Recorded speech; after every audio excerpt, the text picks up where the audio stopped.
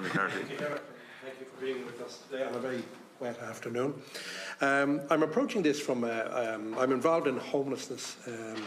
I have a homeless cafe and I have head of a charity that deals with people that are on the housing emergency accommodation and rough sleepers.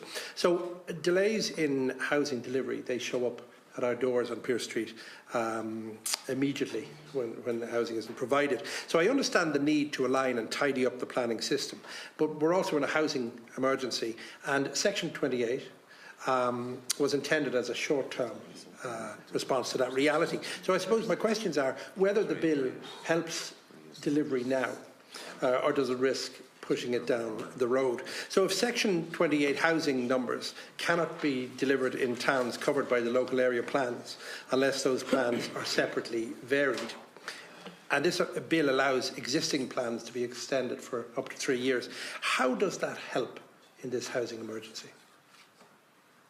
I'll pass over to James Leonard, if I may, come in on the Section 28. Sure. Thank you, Senator. Yeah, I mean, we welcome the Section 28 guidelines in broad terms, in terms of trying to align the NPF with the RSCSs and with the development plans. And indeed, the scope of the Section 28 guidelines were broad. So you mentioned they were looking at a short period to try and deal with the immediate term. And indeed, that seems to be in the focus in terms of most of the variations.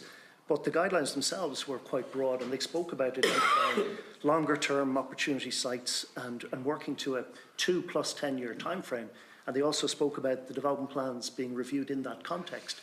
So we would have concerns, as have been set out in the opening statement, whereby now, as a consequence of the general scheme, the development plans are being extended and we're moving in another short-term step and stage. Rather from just a 2 or 3 year period, we're now looking at a double step of short-termism, if I could call it that, before we get to the 10-year planning horizon. And that's unfortunate, but we understand the logic behind it.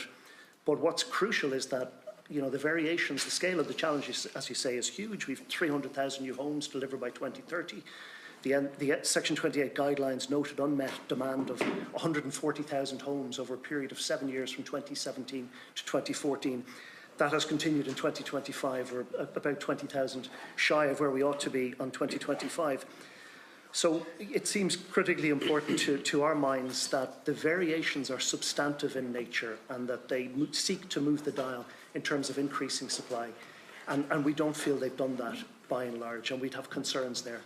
And now, given that the period has been extended before the development plans can commence, and the variations have gone through the process, many of them have been advertised, the OPR has commented on many of them, they don't cater for that additional period, is our concern. And therefore, we're going to fall even further short. And that's my point. Does it risk pushing it down the road? There is. And if you're extending the development plans, it seems Section 28, certainly in my area, in Kildare and Naas, it isn't actually unlocking any new zoning.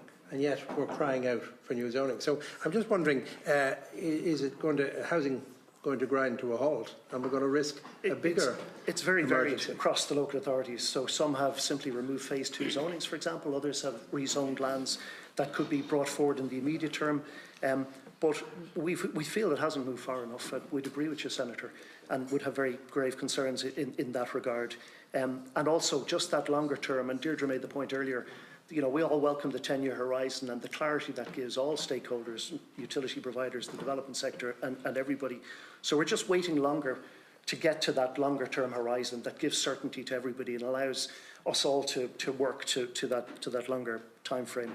So, you know, it seems to us that it's quite likely that the planning authorities are going to have to do another go at this in terms of a second round of variations, given the fact that the development plans have been are likely to be deferred. We'll have to fix the fix. Fix the fix, indeed, a double step. Or indeed, those that haven't progressed, you know, they could be expanded in terms of their scope.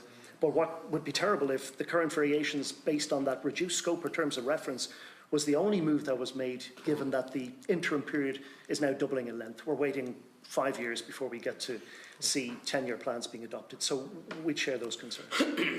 That is why our point about the variation process currently underway has to be very expansive in its scope. Okay. And are you confident that that is going to be the case? Things can only get better. It is varied from local authority to local authority. Okay. Some are, some aren't. Okay, I have a question for the CCMA.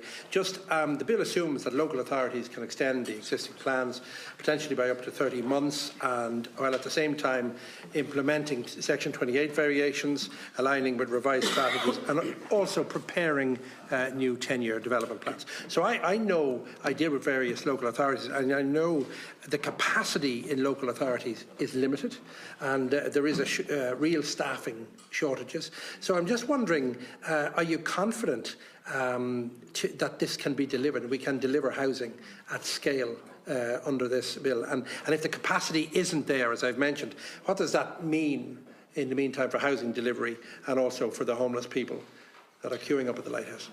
Cahill, look, the answer to the question, yes, I am confident that local authorities can zone sufficient residential land to cater for the housing needs. I would also say that now that we know that the current plan period is going to be extended in this scheme.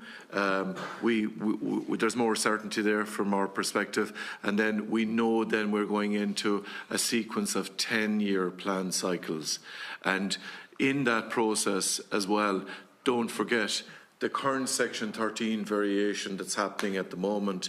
Those variations will happen into the future in relation to the 10-year development plans as well. That capacity is still in Part 3 of the 2024 legislation. So I am confident, and I think that the planning system will rise to the challenge. So Liam, the narrative out there that people get better paid outside of local authorities for doing the same job elsewhere, is that a real Cahill, look, that's an easy question because it's a matter of fact. When we get people into the system, we keep them. And that has been, I suppose, a trend in public service down through the decades. I suppose the key for us is getting those graduates. The number of graduates that we took in last year was, I suppose, a real kind of a game changer for us in the local government sector. We traditionally wouldn't have been involved in the milk round at third level, but now we're very much front and centre in that. So we're getting these people into the system early, training them up, bringing them in as graduates, and just to thank the LGMA and the OPR in relation to the help that they've given us in that graduate placement piece. The other piece is we're introducing with third level planning apprenticeships so that people can learn while they're training as planners, and that's something again that is new but necessary and will yield significant dividends in terms of getting more additionality into the planning system. Thank you, Chair. Thank you, Chair. Thank you, Sir.